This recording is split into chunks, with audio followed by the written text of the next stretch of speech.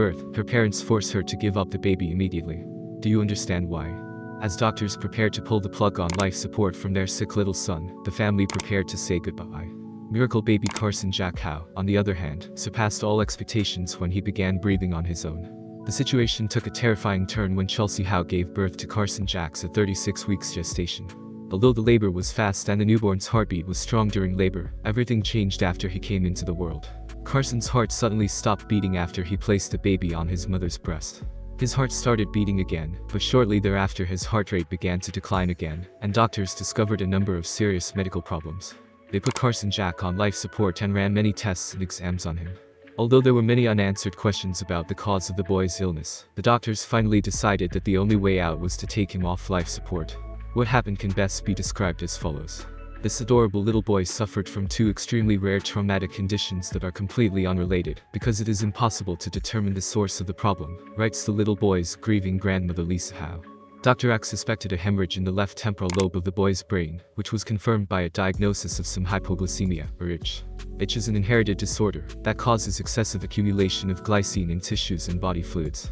It is a rare condition, and after much prayer and deliberation, Chelsea and her family came to the decision to take Carson off life support and allow him to find healing in the presence of God. The doctors are confused after disconnecting life support.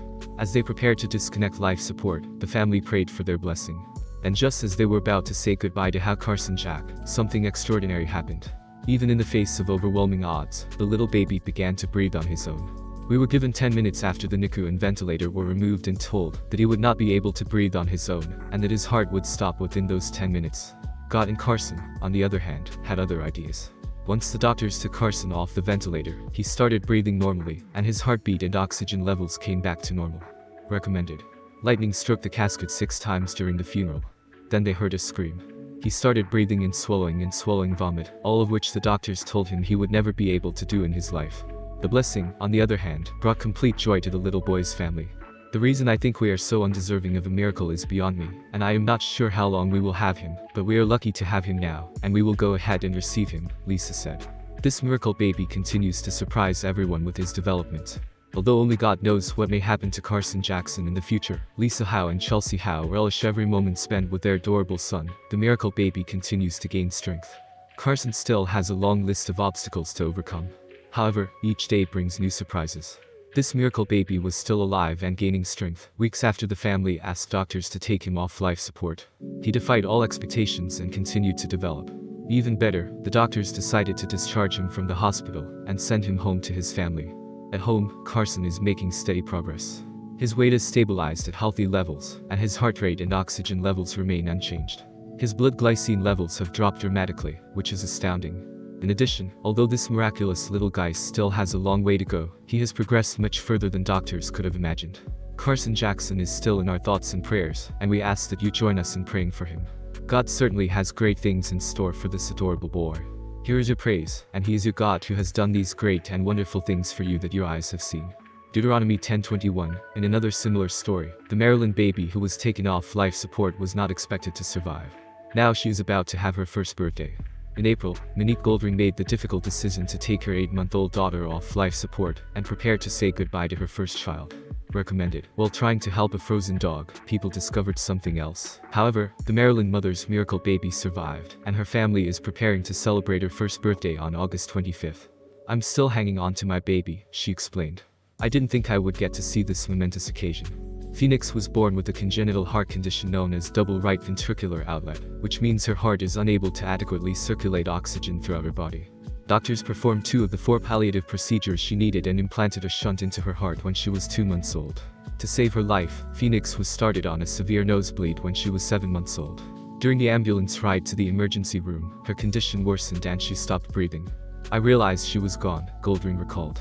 Their daughter suffered severe brain damage as a result of the sudden cardiac arrest, and she was on life support in the hospital for about a month after that. Noticing how exhausted Phoenix was, Goldring asked that the ventilator that was helping her breathe be turned off. She said she sat and waited for 6 hours after Phoenix was taken off life support. That's how long doctors predicted it would take for her to pass away. However, 6 hours passed, and the infant was still struggling, according to her mother. From that point on, she just kept thriving, the mother said of her daughter. Despite this, they are still at risk. Phoenix's medical problems have not diminished. She was discharged from the hospital to hospice care in May, after doctors determined she would leave if the remaining surgeries to reverse the blood flow were performed. However, she would also outgrow the shunt in her heart, which Goldring said would prove fatal. It's hard for a mother to hear that kind of thing, she admitted. The longer she stays here with me, the harder it gets for me, the author said. Recommended. These babies were left motherless and hiding on the side of the road in terror. According to the little girl's mother, she still hopes the doctor will take a chance and perform the 2 procedures before the baby grows too big for the existing shunt. Despite Phoenix's slim chances of survival, Goldring said she's focusing on small victories she never dreamed she'd have, like seeing her daughter's first teeth erupt. The fact that she's upset about it won't make a difference, she said. She doesn't seem upset about it, so I draw strength from it daily. Regardless, she intends to celebrate Phoenix's first birthday with traditional first birthday food, face painting and lots of food, all in a house full of family and friends. In her short time online, Phoenix has gained a large number of followers, many of whom have donated to a GoFundMe page set up to help her with medical expenses. I am beyond thrilled. The Golden Ring expressed its delight. I'm not sure what the future holds for me, but I'm looking forward to seeing what happens. A decision was made to discontinue life support in the neurological intensive care unit. The purpose of this study was to characterize the frequency and clinical course of termination of extubation in the neurologic ICU, to identify factors influencing the decision to terminate life support, and to evaluate the experiences of surrogate decision makers. Methods. Historical context. Patients have historically had the right to refuse life-prolonging treatment, and this is generally accepted.